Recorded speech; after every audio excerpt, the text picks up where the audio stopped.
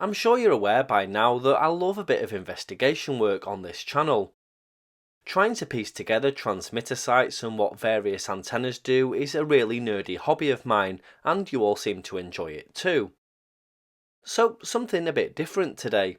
I received an email from Nick over in Runcorn recently who alerted me to what looked like a radio mast over on Frodsham Marsh in Cheshire that hadn't been up that long.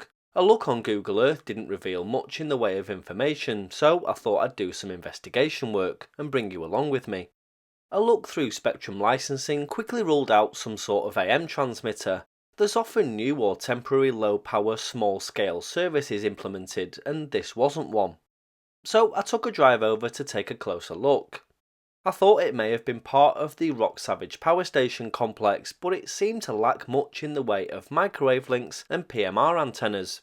There's equipment near the bottom, a couple of cabinets, and even ropes for engineers, but nothing about this tower suggested a radio site, and it wasn't long before it became clear what this place actually is.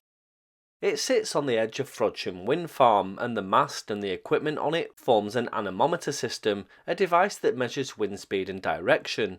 As I was filming, a nice couple came past and asked if I was filming these impressive wind turbines, and when I said I was filming the mast and trying to work out what it was, the chap told me it was an anemometer and that it was erected just before the wind turbines were.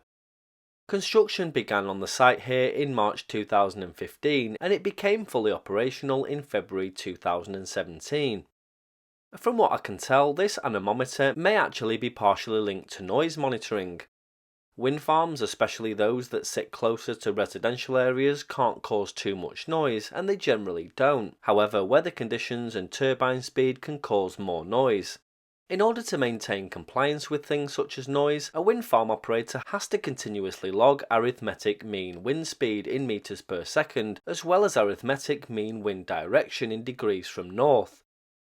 Anemometers are quite commonplace at the site of a proposed wind farm, and they're designed to be high up, close to turbine height as possible, in order to collect and evaluate wind speed data comparable to that at the top of the turbine itself. The purpose of the anemometer is not only to measure average, minimum and maximum wind speed, but also how much turbulence there is at the site. If two anemometers are put at different heights on the same mast, this provides useful additional information about wind shear, the difference in wind speed at different heights.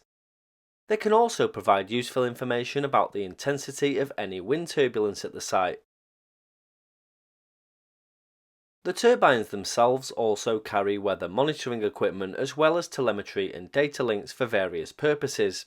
It's likely that wind data from the turbine's anemometer and the one on the mast provide this wind shear information. As for direction, well, the weather vane on the mast appears to be broken, but there are weather vanes on the turbines themselves. So there you go, Nick. I hope that clears this one up. Unfortunately not a radio site, but it was certainly a bit of a mystery when I first saw this tower from the A55.